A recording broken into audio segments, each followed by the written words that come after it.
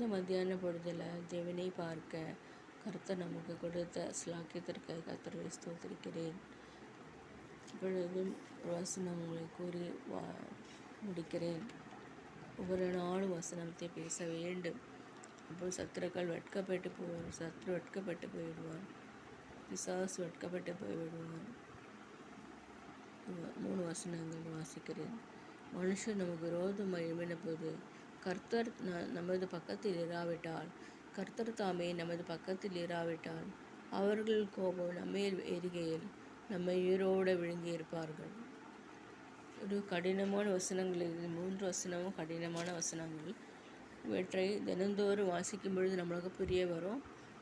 அதாவது கர்த்தர் நமக்கு பக்கத்தில் இராவிட்டால் மனிதர்கள் நம்மை விழுங்கி இருப்பார்கள் கோபம் கொண்டு. ஆகவே கர்த்தரை இறுதியாக பிடித்து கொள்வோமாக. அவர் நமது போக்கையும் வரத்தையும் காக்கிறவர், எல்லா தீங்குக்கும் விடுவிக்கிறவர் நமது ஆண்டவர் இயேசு.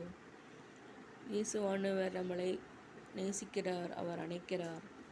கர்த்தருக்காக பாடல்களை பாடுகிறோம், ஜெபிக்கிறோம், வேதம் வாசிக்கிறோம், வேதத்தை படிக்கிறோம், அதனுடைய பிரீச்சிங்கை கேட்கிறோம். இவற்றை செய்யும் பொழுது சத்துரு வெட்கப்பட்டு போய்விடுவார். சத்துருக்கள் ஓடுவார்கள். ஒரு வழியாய் சத்துருக்கள் வருவார்கள், 7 வழியாய் ஓடி போவார்கள். இன்று கண்ட எகிப்தினை நான் இனிமேலும் காண மாட்டேன் என்ற வாக்குத்தத்த வசனங்கள். நான் உன்னை விட்டு விலகுவதுமில்லை, உன்னை கைவிடுவதுமில்லை. கர்த்தர் நமக்கு பக்கத்தில் இருக்கும் பொழுது மனிதன் எனக்கு என்ன செய்வான்? உலகம், மாம்சம், இச்சையும் வேதனை, காயங்களும் எல்லாம் மாறி போகிறது. இச்சையின் வழியாக போகாதபடி நம்மை காத்துக்கொள்வோமாக. என் வாழ்க்கையிலும் பல துன்பங்கள் ஏறிட்டேன், ஆனால் என் தேவன் அவற்றை விடுவிக்கிறார். ஆகவே நாம் பரிசுத்தமாக வாழ நம்மையே ஒப்புக் கொடுப்போமாக. பாவம் மேற்கொள்ளாது படிக்க நம்மை காத்துக்கொள்வோமாக. எப்படி? அவருடைய வசனத்தினால.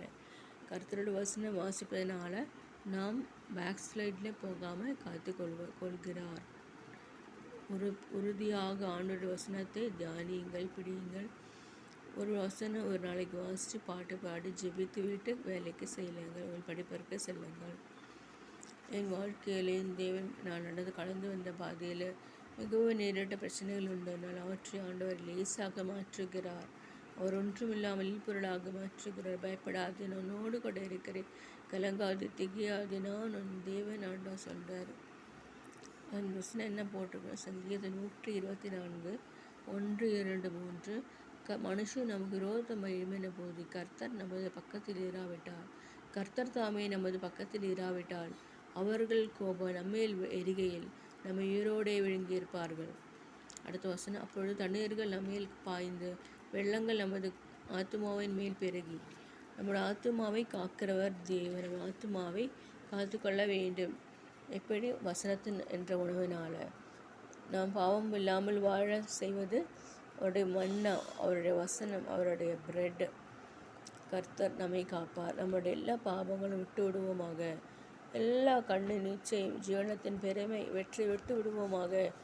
இது எனக்கும் கூறுகிறேன், நானும் இது செய்ய வேண்டும். அதாவது நமது பக்கத்தில் இராவிட்டால் நம்ம உயிரோடு விழுங்கி இருப்பார்கள். மற்றவர்கள் கேட்பார்கள், இயேசுவை அறிந்தவர்கள் ஏன் இப்படி போகிறீங்க? மற்ற ஜனங்கள் கேட்பார்கள். அவர்கள் வெட்கப்பட்டு போகும்படி நம்ம என்ன செய்யணும்? ஆண்டவர் வசனத்தை உறுதியாய் தரித்து கொள்வ வேண்டும். அப்பொழுது அவர் நம்மை ஆசீர்வதிப்பாராக. எல்லா போக்கையும் வரத்தையும் காப்பார். இன்று கண்ட எகிப்தியனை நான் இனிமேலும் காண மாட்டேன், இன்று செய்த பாவங்கள் இனிமேல் நான் வெறுத்து விட்டேன் என்று ஆண்டவர் பறைசாற்றுகிறார். மனுஷன் நமக்கு விரோதம் எழும்பின போது மனுஷர்கள் நமக்கு விரோதம் எழும்புகிறார்கள். ஆனால் ஆண்டவர் நம்ம இருக்கிறதுனால அவர்கள் வெட்கப்பட்டு போய்விட்டார்கள். நம்மேல் எரிகை நம்மை உயிரோடு விழுங்கி இருப்பார்கள். கர்த்தர் இல்லை என்றால் அவர்கள் நம்மை சபித்து விட்டு போய்விடுவார்கள். ஆகவே நாம் இந்த வசனத்தை உறுதியாக பிடித்துக் கொள்வோமாக. சங்கீதம் 121 அதிகாரத்தில் வசனங்கள் போட்டிருக்கு. வானத்தையும் பூமி உண்டாக்கின கர்த்தரிடத்திலிருந்து எனக்கு ஒத்தாசை வரும். உன் காலை தள்ளாட விட்டார், உன்னை காக்கிறவர் உறங்கார்.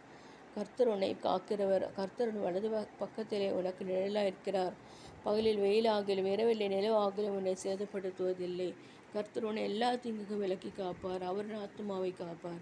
கர்த்தரன் போக்கையின் வரத்தை இது முதற்க என்றென்றைக்கும் காப்பாராக. ஒரு அருமையான வசனம். இந்த வசனங்களை தியானிப்போமாக. ஆமீன் ஆமீன்.